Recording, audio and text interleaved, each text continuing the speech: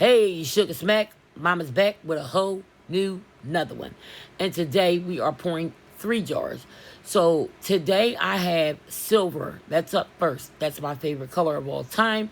Finally, I'm making a silver jar. So I did silver stars and chunky glitter. Now, the reason I haven't made silver prior to now is because I'm telling you, I would silver you guys to death. That's my favorite, along with black. So that's why you've seen a lot of black on this channel. Nonetheless, I am going around this mold with my stick. I think I popped about 2 drops of glue in there because I did not want this glitter to sink. This chunky glitter is very, very heavy, and the 2 drops of glue will prevent it from sinking.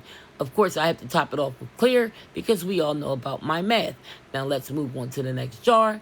There is blue, purple, pink, and green in this glitter. Who knew, right, that it would come out okay? You guys got to see it. Nonetheless, follow me as I fill up the jar, and I just scrape out every drop that I possibly can because we all know that I never have enough resin. Mixed up more, filled it to the top. I go over to the lids, and I have a heart-shaped inlay in the first one, and I have a monstera leaf in the second one, which is my favorite leaf of all time, which is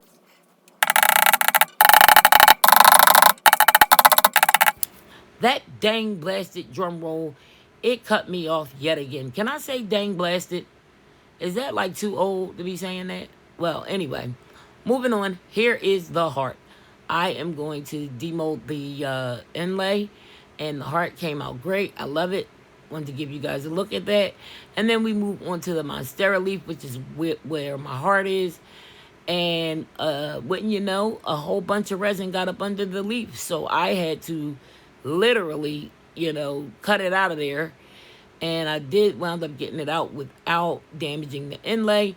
And then this lid, the resin started to cure on me as I was pouring it. So the lid kind of got these wrinkles in it. And Mama didn't like that. You see that? Yeah. No. Nope. Nobody want that. So what I did was I sanded it down, popped it back in the mold so I can just top coat it. And then here I am. You'll see me pouring the silver into the heart. And I'm doing it very slowly because I do not want to overfill. And the same thing goes for the monstera leaf. I am just spooning it in here. And then you'll see me in a few minutes. I will have to guide the resin to the tips of the leaf because, yet again, I don't want to overfill. That's why I have that micro makeup brush in my hand, because I am going to lead this resin to where it needs to go. And then once I'm happy with that, I will definitely move on to this is a dodecahedron. I made this and totally, royally effed it up. That's why you guys don't see it. It is a whole entire mess. I will put a picture of it at the end of the video just so you guys can see how badly I messed this up. Nonetheless, here I am with the lid. I just found some charms to put on top of this wrinkly behind lid and just top coated it with some clear, and Bob's your uncle, right? So, and listen, let me tell you something, folks. Crafts ain't perfect. When I tell you everything that could go wrong with this whole project, it went wrong. It was Murphy's Law up in here. Whatever could go wrong did. So here I am filling up a balloon dog as usual. I'm going to give you guys a little bit of balloon dog action today. So Mama just goes over here with all of the extra resin. I pour it into the balloon dog. And then you'll see a little heart down there that I poured some resin in. I don't know what I'm going to do with it. I just poured it in there. And here we are.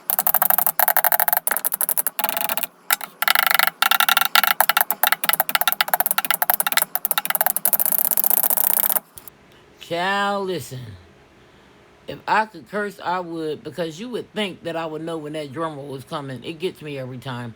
Nonetheless, we move on to the lid, and I demolded, and I had a little bit of overspill. And then here is the lid with the leaf, which came out so fire. And here's the heart, which came out dope. I don't think anything silver could come out wrong for me. That came out pretty good. And then I demolded the jar, and listen to me. Mama is loving this jar. Sugar Smack, let me tell you. This is super duper pretty. I mean, if I really like my own resin stuff, I probably would keep it. But I just don't, I'm not interested in my own resin. Like, I would like, I'd take something that somebody else made in resin, but I don't want anything that I make in resin. Now, moving on to the next jar. After I just went on this whole soliloquy about not liking my own stuff. But moving on, here is the next jar. Now this jar is very pretty. I really look at it. Look at it. I really like this jar. The thing is, it looks similar to the other blue jar that I poured.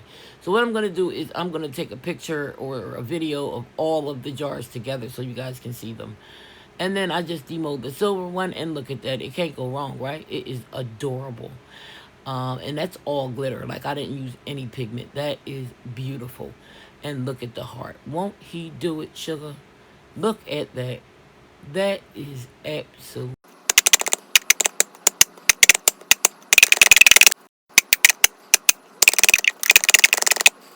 And we're back after that lid jar test. I just do that to hear the sound, to hear that my lid is functioning properly. I left the sound in so you guys can hear it too. And then we move on to this reddish pinkish jar. I totally effed up the lid. That's just what it is.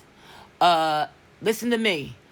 I don't want to have had done that, but that's exactly what I did. I let the resin sit too long and it cured. And here I am doing a little bit of a lid jar test. But here's the thing. The lid is fine, you know, at the bottom. It's the top that's all wonky. And here I am going in, just bringing these jars up to the camera as close as possible so you guys can see the visual effect that I am seeing in person. However, the camera does it no justice. I would have to say the silver jar is my favorite jar. And then the blue lid is my favorite lid because of the Monstera leaf. So I think that one is my favorite lid, and the silver jar is my favorite jar. Now here I go showing you how wonky this lid is. And then I snipped off the overpour, and it was ashy. And Mama don't do ashy. So if you don't want your resin product to be ashy, you're going to have to go over it with a little bit of UV sugar booger. And that's what Mama did. Now here we go. We move on to the balloon dog. Mama is giving y'all balloon dog today. I know you've seen me pour so many balloon dogs, and I never put them together on camera. So today I figured I would. I am just taking an eye pin. I'm rubbing it in a little bit of UV. I twist it in between his ears. And then once I am happy with how straight they are, I will cure it. And then I wanted to show you that's a double jump ring. Regular jump rings do not work for resin, people. It will, your charms that you spend so much time doing will fall off in about a week or two. I didn't realize that. I had to do a little research. Double jump rings is where it's at. And you even get a plier to help you open up the rings. So I suggest you go with that if you want your people to keep their keychains for a long period of time. Now, I'm just going in with close-ups of these jars. They are giving me life. I truly did not expect them to come out so beautiful. So you tell me which one is your favorite. Crafts ain't perfect. And thanks for watching.